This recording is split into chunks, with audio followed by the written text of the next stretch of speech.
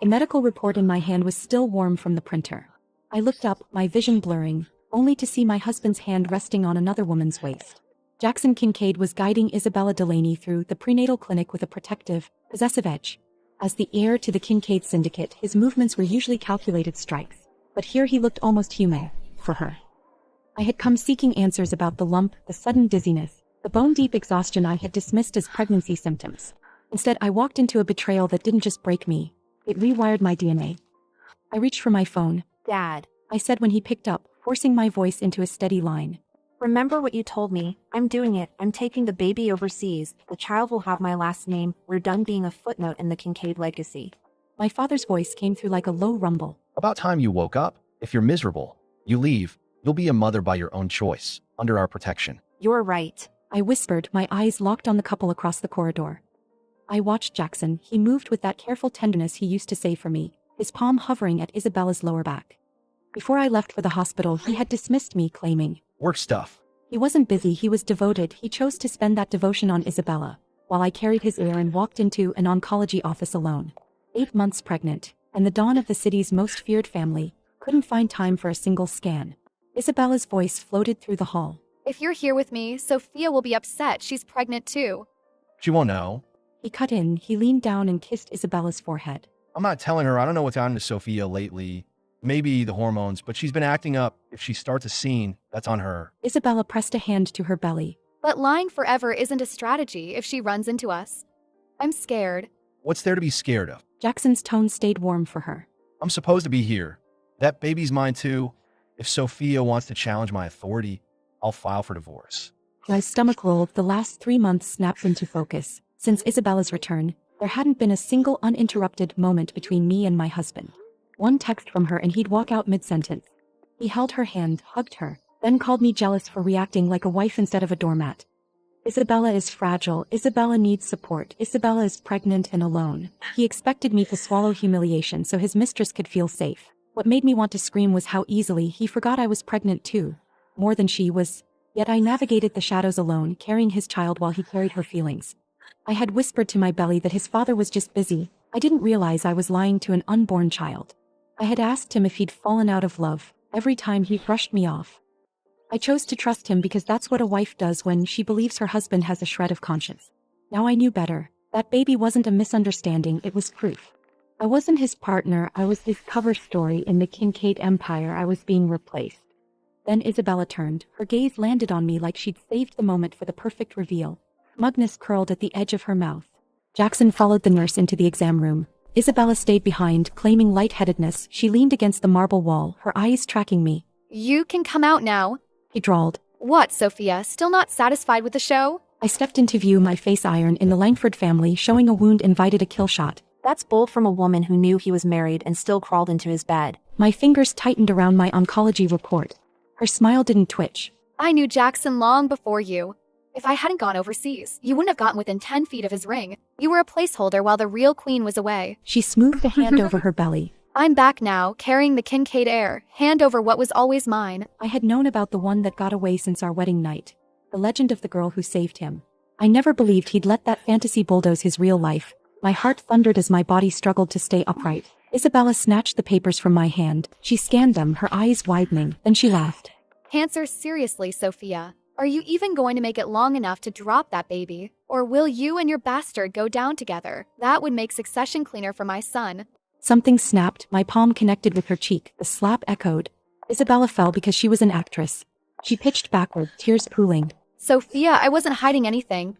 Please don't hurt my baby. A hard shift slammed into my shoulder from behind. I hit the ground, my belly taking the impact. Pain detonated in my abdomen. Jackson yanked me up. What's wrong with you? How could you do that to her? Jackson, don't fight with her because of me. Just make sure our baby is okay. Jackson's jaw locked. Sophia, you're wrong. Apologize now. I pulled out the report and shoved it toward him. Apologize? Jackson, do you know what this is? He glanced at it, annoyance flickering. Then he ripped it in half. Paper fluttered down like snow. Enough. He snapped. I don't care about your excuses. Today you were cruel. You're pregnant too. How can you be so heartless? Tears slipped out. Jackson's expression softened slightly. Just apologize. I know you've been under stress. After the baby's born, I'll make it up to you. He pushed me toward Isabella. She looked up through wet lashes, victory glittering. I'm not apologizing. I said, my voice steadying as the last of my love died. You're the ones who should beg for mercy. I turned and walked away. Behind me, Isabella's sobs rose like applause. I heard Jackson's breath catch. For one heartbeat, I thought he might come after me. Then Isabella clutched her stomach. Jackson, my belly hurts, but Sophia matters more. You should go after her. Forget her. She's 8 months pregnant and still throwing tantrums. She's not going anywhere. I'll smooth it over later. I drove home to a house that felt like a tomb. Since Isabella resurfaced, the warmth had drained out. I lifted our wedding photo off the wall and dropped it into the trash. I was hauling a bag toward the stairs when the front door opened. Jackson carried Isabella in like a tragic heroine. Isabella isn't feeling well. He said quickly. You pushed her.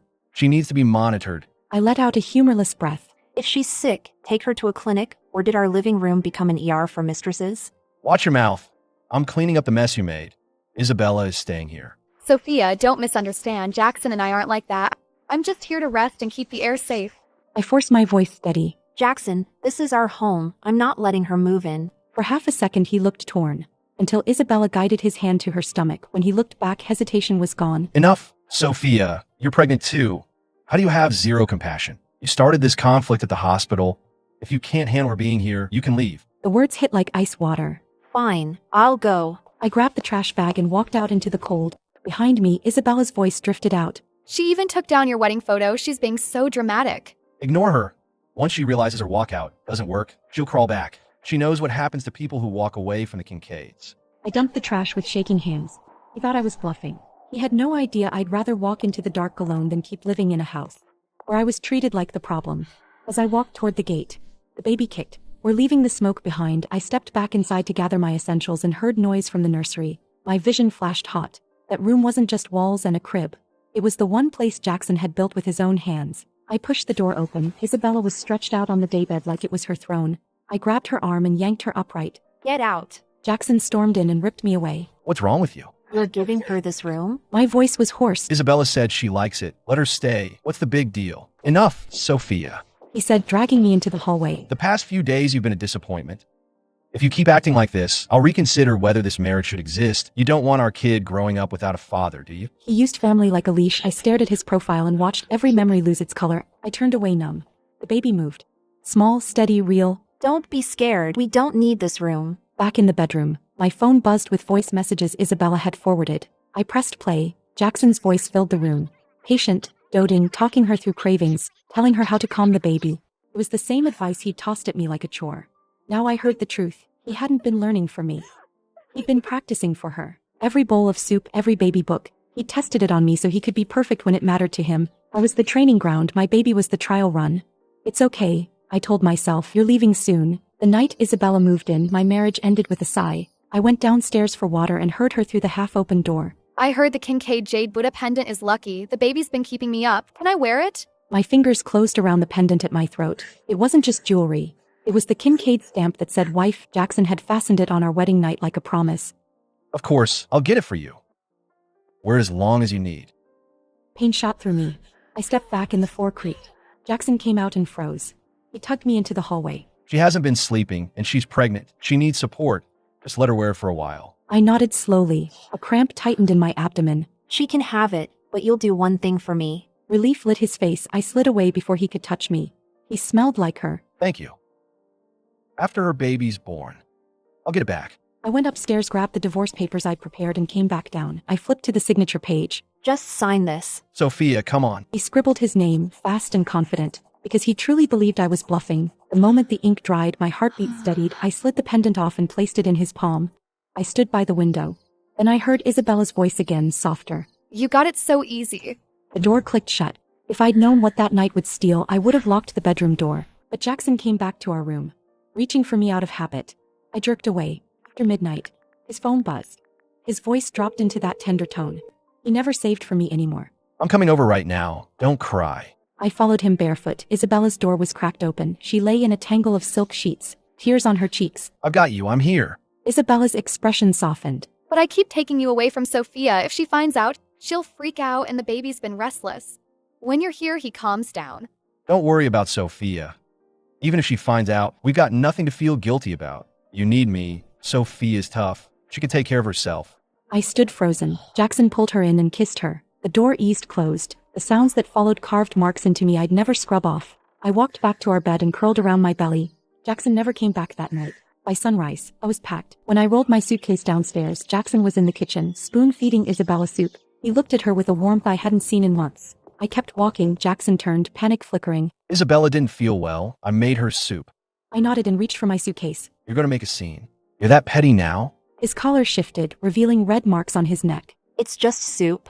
Check your neck. Jackson's hand flew up. Mosquitoes, that's all. I didn't answer. He slammed my suitcase to the floor. I stumbled back, my hand going to my belly. Isabella's voice floated in. Jackson, let me apologize.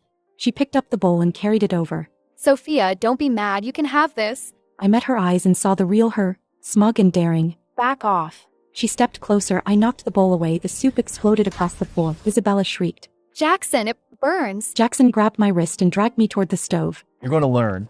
He shoved my hand into the pot on the warmer. The heat bit instantly. I screamed. My knees buckled. That's a warning.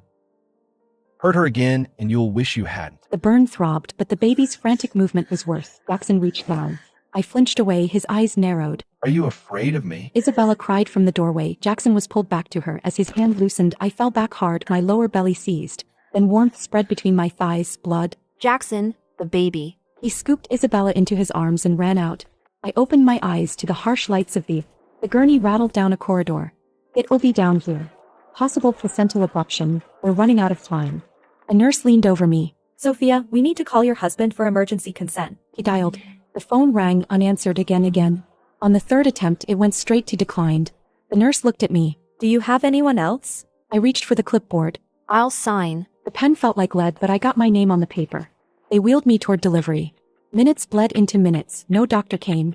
I grabbed a nurse's sleeve. Why are we waiting? A Kincaid VIP came in. His pregnant girlfriend has a minor burn. He pulled the entire on-call team to her suite. I was his wife, carrying his heir, leading out on a gurney. But Isabella got the hospital's resources because Jackson loved her.